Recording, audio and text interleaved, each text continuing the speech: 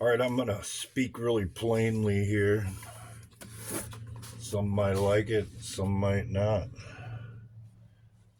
But I have to deal with that every day out in the world because oftentimes in my profession, I have to be the bearer of bad news. And it's usually information that people don't want to hear or try to explain to them that their lack of due diligence on maintenance on their machinery is going to cost them a fortune now that it's finally broken down, or that it just ain't worth fixing anymore. If you think that's an easy position to find yourself in, try it. It's not that easy. So the first thing,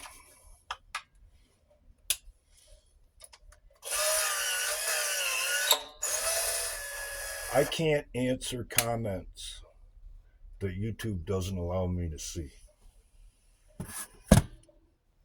More often than not, as a matter of fact, pretty much always, ever since 2016 or shortly thereafter, the amount of comments that I get on a video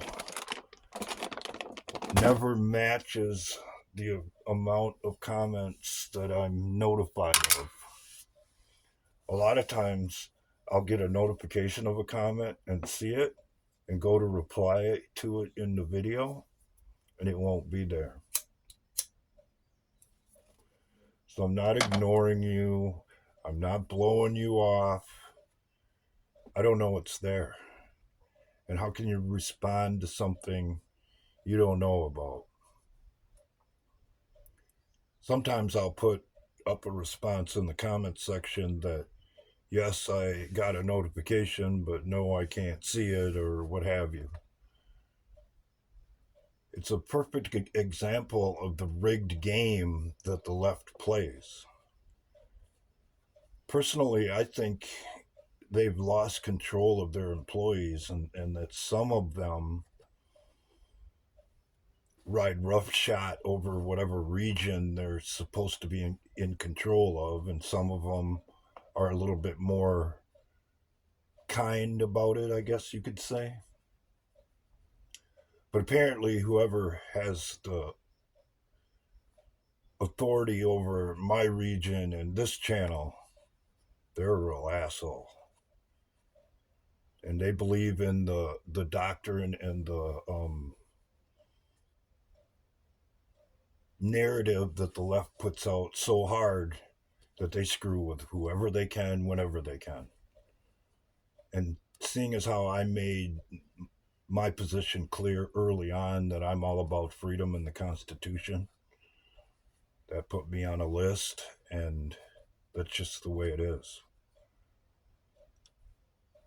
Some of you might not know this, but I got banned from YouTube for 8 months with no explanation and no opportunity to appeal, at least was not to a real human being. So I played their game, and I wrote an appeal in the middle of the night after contacting Google on more than one occasion saying that I was going to do it, and pulled on their heartstrings. And lo and behold, somehow or another, I got let back on the platform. But I'd lost over half of my subscribers, and trying to gain them back ever since, it's been like pulling teeth. It ain't happening.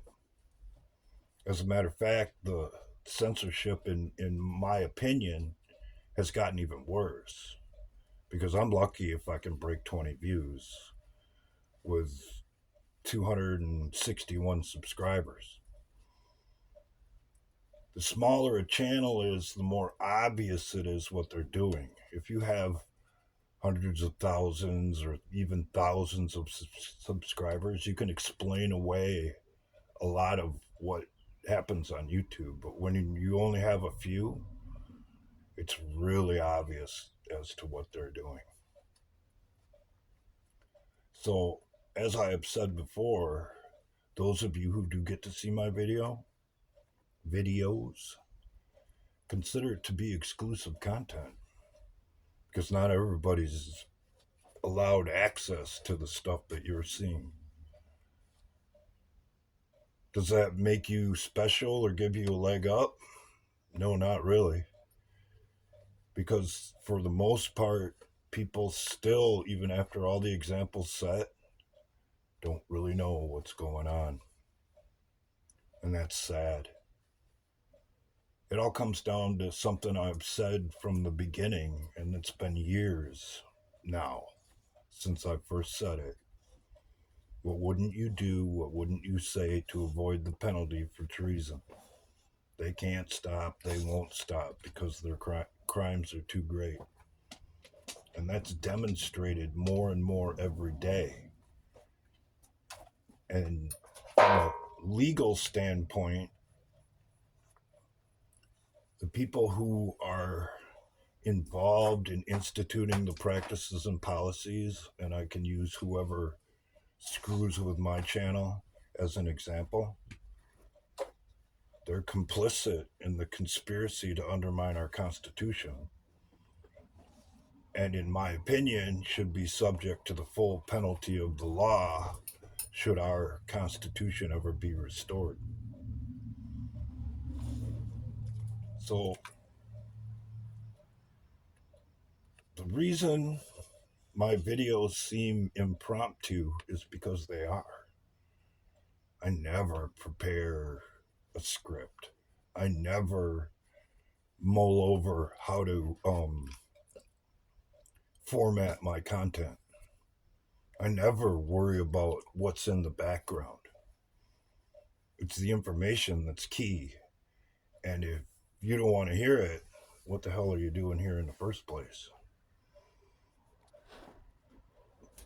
Right, Zena? But anyways, let me give you an example of just how convoluted all of this really is and how little they care for their own supporters.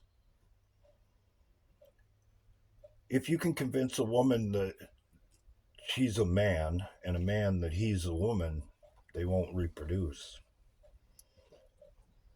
And in a way, they're kind of doing us a favor by pushing that so hard these days. But